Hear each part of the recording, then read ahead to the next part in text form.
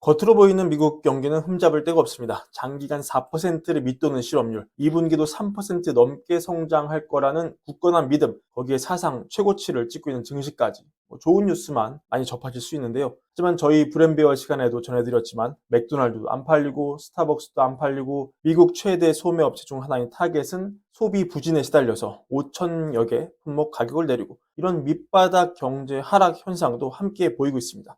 최근에 재밌는 통계가 나와서 전해드리는데요. 여러분, 이 샴룰이라는 게 있습니다. 샴 리세션 지표라고도 불리는데 실업률을 근거로 리세션 여부를 판단하는 그런 지표입니다. 3개월 평균 실업률 기준으로 이전 12개월 중 평균 최저치보다 숫자가 0.5%포인트 높게 올라가면 경제가 침체로 접어들고 있다는 그런 일종의 경험칙입니다. 연준 이코노미스트로 일했던 클라우디아 샴이 발견한 그런 원칙인데요. 미국에 50개 주와 워싱턴 DC가 있죠. 이 중에 무려 21개 주, 그러니까 40%가 넘는 주에서 자체 실업률이 샴 법칙을 넘어설 만큼 올라갔다는 그런 소식이 나왔습니다. 내용을 보시면 이렇습니다. 제가 시간 관계상 21개 주를 다 읽어드리기는 그렇지만 이 빨간색 표시한 곳이 샴룰에 이번에 침체로 잡힌 그런 주입니다. 그나마 빠져나간 주 중에 큰 데가 뉴욕, 펜실베이니아, 버지니아, 조지아, 플로리다 이런 데가 있겠고요.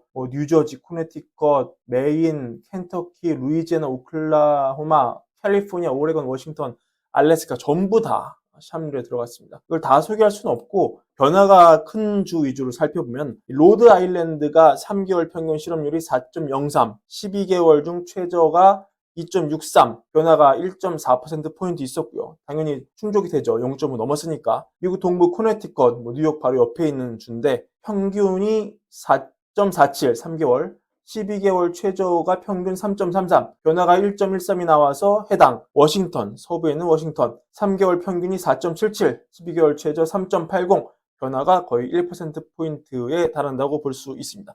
이 밖에 남부의 루이지애나, 여기는 3개월 평균 실업률이 4.3, 최저가 3.37, 변화 0.93%포인트가 나왔습니다. 50개 주 중에 한두 개, 5, 6개도 아니고 무려 21개 주나 샴룰이 성립될 정도로 실업률이 크게 올랐다.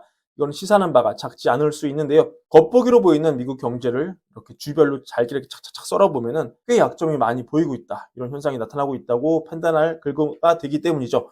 이들 21개 주가 전체 인구에서 차지하는 비중을 따져보니까 역시 한 40%가 되는데요. 아직까지는 이 개별 주들의 실업률 상승이 다른 주들의 비교적 견고한 경제, 텍사스도 있겠네요. 그리고 실업에 미치는 시차 같은 다른 이슈 때문에 전체 실업률에는 아직까지는 제한적인 영향을 미치지만 지금 이 3.9%가 찍혀있는 미국의 실업률, 이거 역시 큰 틀에서 올라가고 있는 게 기정사실이라고 봤을 때 다음 달에 4가도 이상이 없는 그런 사이클이라고 봐야 된다고 보면은 이렇게 주별로 약화되고 있는 실업률의 큰 흐름이 조만간 미국 경제에 큰 균열을 내서 이 미국 경제를 약화시킬 수 있는 그런 가능성도 우리가 인지를 해야 할 시점이다. 이렇게 볼 수 있을 것 같습니다.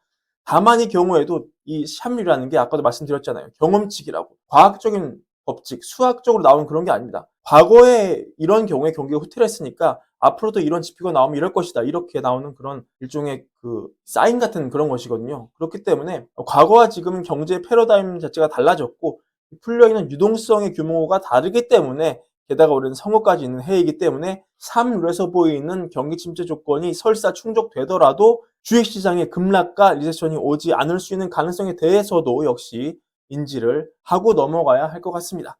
그리고 유럽은 지금 6월에 금리 인하를 사실상 확정했습니다. 6월 6일이 금리 인하 날입니다. 도장을 찍었어요. 거의 필립 레인 ECB 수석 이코노미스트가 인터뷰했는데 기정사실화하는 그런 인터뷰를 했습니다. 뭐라고 했느냐? 서비스 물가가 빠른 속도로 올라가고 있긴 하지만 전반적으로 크게 보면은 인플레는 하락 추세다. 올해 내내 제한적인 금리를 유지하겠지만 제한적인 영역 하에서 우리는 어느 정도 아래로 내려갈 룸이 있다. 전체 세부 사항을 보면은 임금의 전반적인 방향인 둔화를 알리고 있고 이 여정에서 한 걸음 더 내딛을 수가 있다. 심지어 6월 인하 이후에도 further rate cut이 가능하다. 더 내릴 수도 있다. 이런 뜻을 확정을 했습니다. 근데 여러분, 유럽 입장에서 그동안 걱정이 환율이었잖아요. 미국보다 먼저 금리를 내리면 이게 항복선언일 수 있지 않습니까? 환율이 박살이 나면 더 비싼 값으로 수입을 해야 되고 그럼 수입 물가가 올라가고 이게 물가를 다시 올리는 그런 악순환이 반복이 될 수 있잖아요. 근데 유럽은 이 미국도 조만간 금리를 내릴 거라고 보는 것 같습니다. 그래서 이날 레인의 인터뷰 보면은 미국 경제가 둔화되고 있는 징후가 있다. 또한 유럽 경제가 반등하기 시작했다는 신호가 잡힌다. 그러니까 지금은 미국이 너무 잘 나가고 유럽이 못 나가 보이지만 내년이나 내후년에는 이게 달라질 수 있다. 이런 논리입니다. 그러니까 지금 유럽은 미국 경제가 그 단단함을 영원히 유지하지는 못할 것으로 보고 먼저 금리를 내리는 카드를 꺼내더라도 장기적으로는 큰 문제가 없다고 보는 것이죠. 자, 이렇게 매크로 관련 얘기 전해드렸고, 트럼프 전 미국 대통령이 연일 암호화폐에 대한 긍정적인 불을 밝히고 있어서 화제가 되고 있는데요.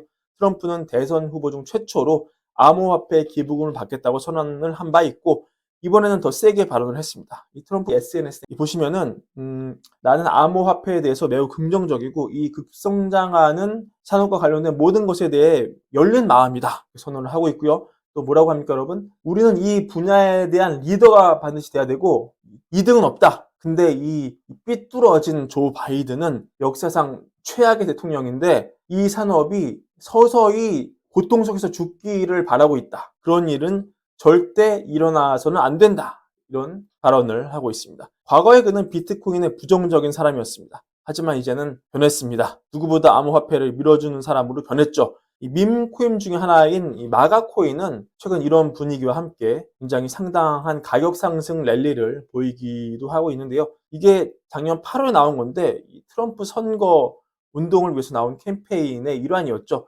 이 프로젝트 제작자가 홍보 전략의 일환으로 트럼프한테 58만 개 코인 선물했어요. 지금 가격이 트럼프 보유 코인이 약 65만 달러, 하나로 약 90억 원 정도 되고 있습니다. 물론 이게 트럼프가 가지고 있다 뿐이지 트럼프의 당선과 직접적인 연관이 없는, 우리로 치면 테마주라고 볼 수 있지만 이 가격 그래프를 보시면은 상당히 이 가상화폐를 바라보는 트럼프의 긍정적인 뷰와 함께 올라가고 있는 그런 것으로 볼 수 있죠. 그래서 만약에 트럼프가 당선이 되고 이더리움 ETF 출시도 완전히 확정이 되고 이런 식으로 트럼프 임기 2기의 분위기가 확정이 된다면 암호화폐 기반 전반으로 또 한번 강한 테마가 형성될 수 있지 않느냐, 이런 기대감이 상당히 있는 것도 사실입니다. 관심 있는 분들은 한번 투자의 지평을 확대해 보시기를 바라겠습니다. 하지만 개인적으로 사실하고는 말씀을 못 드리겠어요. 너무 위험하잖아요. 변동성이 너무 크기 때문에 정말 용자들의 영역 아닙니까? 이런 방송으로는 사실하고 말씀은 못 드리고 다만 이런 데까지 우리가 공부를 함께 해보자, 이런 정도로 말씀을 드릴 수 있을 것 같습니다.